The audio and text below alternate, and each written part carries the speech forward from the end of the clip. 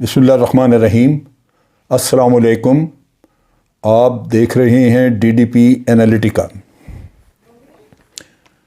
بھارت اور پاکستان کے درمیان پہلے بات چیت ہوئی تھی اور اس بات چیت کے نتیجے میں ایل او سی کے اوپر جو بہت زیادہ وائلیشنز ہو رہی تھیں وہ لائن آف کنٹرول کی وائلیشنز روکی گئیں، اور جو لائن آف کنٹرول کے دونوں طرف ساتھ ساتھ لوگ رہتے ہیں، کشمیری دونوں طرف، مسلمان کشمیری، انہوں نے سکھ کا سانس لیا، کیونکہ ان بیچاروں کی جانیں بھی ضائع ہو رہی تھیں اور ان کے مال مویشی، ان کے گھر بار، وہ سب افیکٹڈ تھے۔ لیکن لگتا یوں ہے کہ بھارت شاید پھر اپنی پرانی پالیسی پہ آنے والا ہے کہ وہ چاہتا ہے کہ یہ تماشا جو ایل او سی کے اوپر تھا وہ دوبارہ شروع کیا جائے۔ تبھی وہ وقتاً فوقتاً کچھ الزامات عائد کرتا ہے۔ ابھی انہوں نے کل یہ الزام عائد کیا کہ 140 کے قریب دہشت گرد جو ہیں وہ پاکستان کی ایل او سی کے دوسرے طرف اپنے لانچ پیڈ پہ ہیں، ان کو تھوڑے تھوڑے کر کے لانچ کیا جائے گا اور کشمیر میں بھیجا جائے گا، اور کشمیر میں دہشت گردی کروائی جائے گی۔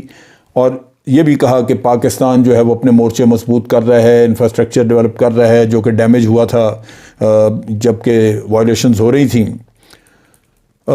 مینٹیننس وغیرہ کا کام تو ہو سکتا ہو رہا ہو، وہ انڈیا بھی کر رہا ہے۔ یہ تو نہیں ہے کہ انڈیا نے جو ہوا وہ رہنے دیا، ان کا جو کچھ ڈیمیج ہوا بنکر انہوں نے دوبارہ بنائے ہیں، اور پاکستان نے اگر کو بنائے ہیں تو وہ نیچرلی آپ ایل او سی کے اوپر وائلیشن نہ کریں تو تب بھی رہنے کے لیے وہاں پہ مورچے وغیرہ یہ تو موجود ہیں وہاں پہ۔ فارن آفس نے اس کا فوراً جواب دیا۔ ہمارے زاہد حفیظ چودھری صاحب جو کہ فارن آفس کے اسپوکس پرسن ہیں، انہوں نے کہا کہ بھارت کا یہ رویہ انتہائی غیر ذمہ دارانہ ہے اور یہ اس جگہ کے امن کے لیے مناسب نہیں، خاص طور پہ پاکستان اور بھارت کے درمیان امن کے لیے یہ کوئی اچھا شگون نہیں ہے۔ کیٹیگوریکلی انہوں نے کہا کہ پاکستان میں نہ کوئی دہشت گرد ہیں، نہ کوئی لانچ پیڈ، اور نہ ہی کوئی موجود ہیں ایسے لوگ جو کہ کشمیر میں ہم لانچ کرنا چاہتے ہیں۔ انہوں نے کہا کہ ہمیں پاکستان کو یہ بھی پتہ ہے اور بھارت کو سمجھ ہونی چاہیے یہاں سے انفلٹریٹ کر کون سکتا ہے، جا کیسے سکتا ہے، جبکہ آپ لوگوں نے 3 لیئرز میں لگائی ہوئی ہے فینس، اس میں پھر سینسر لگے ہوئے ہیں، کیمرے لگے ہوئے ہیں، دنیا جہان کا اس میں آپ نے دفاعی انتظام کیا ہوا ہے، اور 9 لاکھ آپ نے فوج وہاں پہ رکھی ہوئی ہے۔ 140 لوگوں کا رونا رو رہے ہیں، 140 آئے کہاں سے؟ اور پھر اگر ہوں بھی تو 9 لاکھ فوج جو رکھی وہ گھاس کھانے کے لیے رکھی ہوئی ہے، وہ کس کام کے لیے وہاں پہ؟ تو اتنا کچھ ہوتے ہوئے کون وہاں پہ جا سکتا ہے؟ جا ہی نہیں سکتا۔ لہٰذا لگتا یہی ہے کہ یہ جو بھارت ہے یہ کوئی پھر شرارت کرنے کے چکر میں ہے، لہٰذا اس طرح کی الزام تراشیاں دوبارہ اس نے کرنی شروع کی۔ اور ساتھ ساتھ نیچرلی جب آپ اس چیز کا واویلا مچاتے ہیں تو انٹرنیشنلی بھی کچھ نہ کچھ اس کا اثر پڑتا ہے۔ لیکن اس کے ساتھ ساتھ فارن آفس نے یہ بھی یاد کرایا کہ بھارت کو خود شرم آنی چاہیے کہ اس نے پاکستان میں کتنے دہشت گردی کے واقعات کرائے ہیں۔ وہ بار بار دہشت گردی کے شعلے یہاں پہ بھڑکاتا رہا ہے، اور اس میں اس چیز کے علاوہ یعنی جو اس نے کشمیر میں ریاستی دہشت گردی دبا کے شروع کی ہوئی ہے، بلکہ وہ زوروں پہ ہے، وہ تو ہے، وہ تو دنیا دیکھ رہی ہے، وہ تو ہیومن رائٹس آرگنائزیشنز نے بھی اس کے بارے میں بات کی ہے، اس کے بارے میں رپورٹیں دی ہیں۔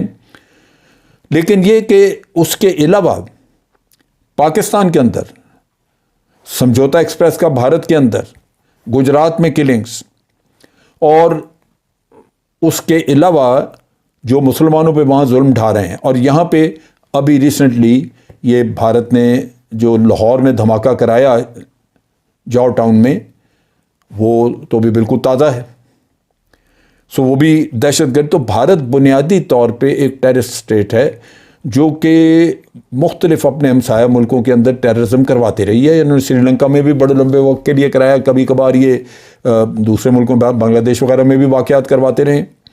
تو اس لحاظ سے یہ ایک ٹیرر سپانسرنگ اسٹیٹ ہے۔ پاکستان کو اس سے کوئی خیر کی توقع نہیں رکھنی چاہیے، دشمن ہے، اور میں نے ہمیشہ کہا کہ گھٹیا دشمن ہے۔ دشمن کے بھی کچھ اصول ہوتے ہیں، کیونکہ اصولوں کے بغیر کوئی بھی کام دنیا میں چلتا نہیں ہے، کرنا ہو تو اصولوں کے تحت ہی ہوتا ہے، وہ جیسے بھی ہوں۔ لیکن یہ وہ گھٹیا دشمن ہے جس کے اصول بھی کوئی نہیں ہے۔ یہ صرف اور صرف آپ کہہ لیجئے کہ مکاری، جھوٹ، ہیرا پھیری، یہی ایک وتیرہ ہے جس پہ عمل کر رہا ہے۔ اور یہ جو دہشت گردی انہوں نے کی ہے پاکستان میں، اس کے پاکستان نے ڈوزیئرز، اس کے ثبوت، شواہد، جس میں پیسہ جو دہشت گردوں کو ٹرانسفر ہوا، اس کی بینکوں کی رسیدیں، ان کی آڈیو ٹیپس، ویڈیو ٹیپس، یعنی اتنا کچھ مواد ہے کہ بھارت وہ انکار کر ہی نہیں سکتا تھا کہ یہ انہوں نے دہشت گردی کو انکار نہیں کر سکتا تھا وہاں پہ۔ تو بھارت کے حالات تو یہ ہے۔ اب دشمنی کی حالت یہ دیکھی، میں نے آگے بھی اپنی پہلی ویڈیو میں یہ بات کی تھی کہ افغانستان نے جب یونائٹڈ نیشن میں سیکورٹی کونسل میں انہوں نے میٹنگ بلائی اور افغانستان اور بھارت نے مل کے یہ سارا ڈرامہ رچایا، تو وہاں افغانستان کا جو نمائندہ تھا اس نے پاکستان کے اوپر الزام تراشیاں کی۔ اب پاکستان ایک میجر سٹیک ہولڈر ہے کئی وجوہات کے۔ پہلی تو یہ کہ پاکستان نے افغانستان کی بدامنی کا سب سے زیادہ نقصان پاکستان نے اٹھایا۔ پھر یہ ہے کہ پاکستان نے افغانستان میں امن لانے کے لیے سب سے زیادہ محنت کی ہے، امریکہ کی خلاصی کرائی ہے وہاں سے۔ ان حالات میں ایک ایسا ملک جو کہ 200% افغانستان کے حالات سے کنیکٹڈ ہے، اس کو آپ افغانستان سے باہر کیسے رکھ سکتے ہیں؟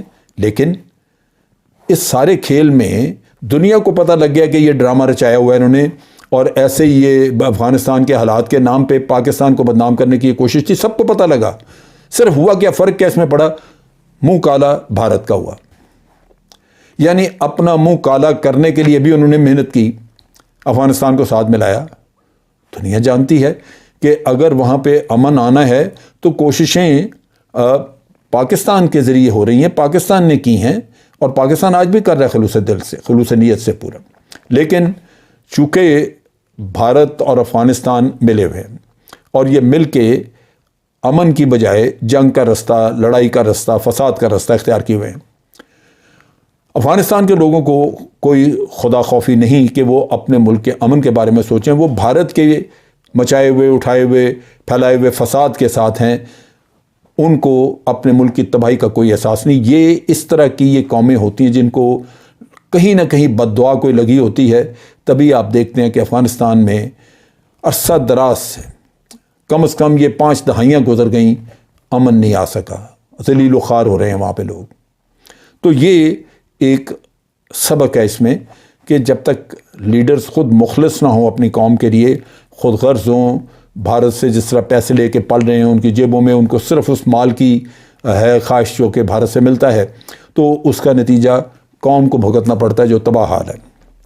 اب یہیں سیکورٹی کونسل نے جو ایک اور کام کیا، آپ کو یاد ہوگا کہ داسو ڈیم جہاں بن رہی ہے، داسو میں وہاں پہ ایک دھماکہ کیا، دھماکہ خاصا ٹیکنیکل سا تھا، لیکن بہرحال ہوا، جس سے کہ ایک چائنیز گاڑی جو تھی جس میں چائنیز سفر کر رہے تھے وہ کھائی میں جا گری، اور اس میں 9 چائنیز مارے گئے، 3 پاکستانی بھی اس میں شہید ہوئے۔ اب یہ جو قصہ ہوا، اس کی تحقیقات شروع تھی، لیکن اس اثناء میں تحقیقات کو ہم نے ڈسکلوز نہیں کیا، لیکن اقوام متحدہ میں سیکورٹی کونسل نے اس واقعے کی شدید مذمت کی، اور مذمت کے ساتھ ساتھ انہوں نے کہا کہ تمام ریاستوں کو پاکستان کی مدد کرنی چاہیے، جس سے کہ وہ مجرم جنہوں نے یہ کام کیا ہے ان کو انصاف کے کٹہرے میں لایا جا سکے۔ اور انہوں نے کہا کہ یہ تمام ممبر سٹیٹس کی ذمہ داری ہے، سیکورٹی کونسل سب کو یہ ریکویسٹ کرتی ہے کہ یہ ٹیرر سپانسر جو ہیں ان کو بھی بے نقاب کیا جائے۔ ایک تو مجرم ہے نا جنہوں نے یہ کام کیا، لیکن وہ بھی تو ہیں جنہوں نے یہ سارا کروایا، سو ٹیرر سپانسر جو ہیں ان کو بھی بے نقاب کیا جائے۔ تو وہ بے نقاب کرنا ہے، پاکستان کی گورنمنٹ کرے گی، لیکن میں تھوڑا سا بے نقاب یہاں پہ کر دوں۔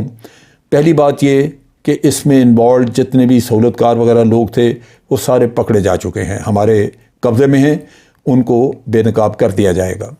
دوسری طرف یہ کہ ان کا تعلق جو ہے وہ ٹی ٹی پی سے ہے۔ تیسری چیز یہ کہ ان کو سارا انتظام، تیاری، اس کو یہاں پہنچانا یا اس سے یہ کام کروانا، یہ سارا کام این ڈی ایس اور انڈین را کا تھا۔ اس کے شواہد بھی موجود ہیں، وہ جلدی میرا خیال ہے کہ حکومت پاکستان خود پبلک کے سامنے بہت جلدی یہ ساری چیزیں رکھ دے گی۔